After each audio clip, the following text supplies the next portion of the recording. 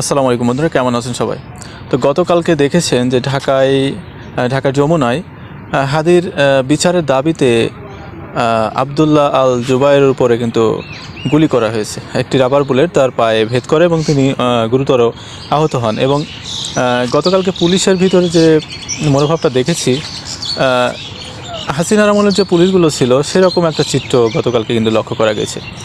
অনেক যুবকদের উপরে বা মেয়েদের উপরে লাঠিচার্জ করা হয়েছে এবং তাদেরকে আহত করা হয়েছে, এবং ইভেন অনেক সাংবাদিকের উপরে কিন্তু তারা চড়াও হয়েছে এবং তাদেরকে অত্যাচার করেছে। তো হাদির যে বিচার, এটা কিন্তু ন্যায্য অধিকার। হাদি আমাদেরই ছিল, আমাদের দেশের জন্যই তার সংগ্রামটা ছিল। সাধারণ মানুষ যারা খেটে খায় তাদের ন্যায় বিচার পাইয়ে দেওয়ার উদ্দেশ্যে তার সেই সংগ্রামটি ছিল। কিন্তু তাকে তো হত্যা করা হলোই, এবং তার বিচার নিয়েও কুলুঝুলো করা হচ্ছে। তার বিচারটা কিন্তু এখনও ঠিকভাবে পাওয়া যায়নি, এবং তার উদ্দেশ্যে কিন্তু হাজারো তরুণী তারা কিন্তু মাঠে নেমেছে, এবং তাদেরকে রুখে দেওয়ার জন্য, তাদেরকে প্রতিহত করার জন্য পুলিশ তাদের উপরে টিয়ার সেল এবং তাদের উপর লাঠি চার্জ করেছে। এবং গতকালকে দেখেছেন যে কী রণক্ষেত্র তৈরি হয়েছে।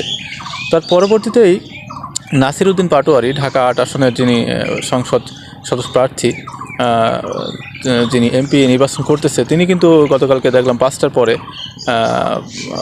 তিনি তার লোকজন নিয়ে যমুনার উদ্দেশ্যে রওনা হয়েছিলেন, এবং সেখানেও কিন্তু পুলিশের ব্যারিকেড ভেঙে তারা কিন্তু তাদের আন্দোলনটি চালিয়ে যাচ্ছিল।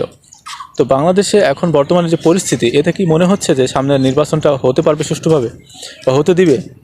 তো বর্তমানে আমাদের যে প্রেক্ষাপট বাংলাদেশের, সে প্রেক্ষাপট অনুযায়ী আগে ওসমান হাদির বিচারটা হওয়া উচিত।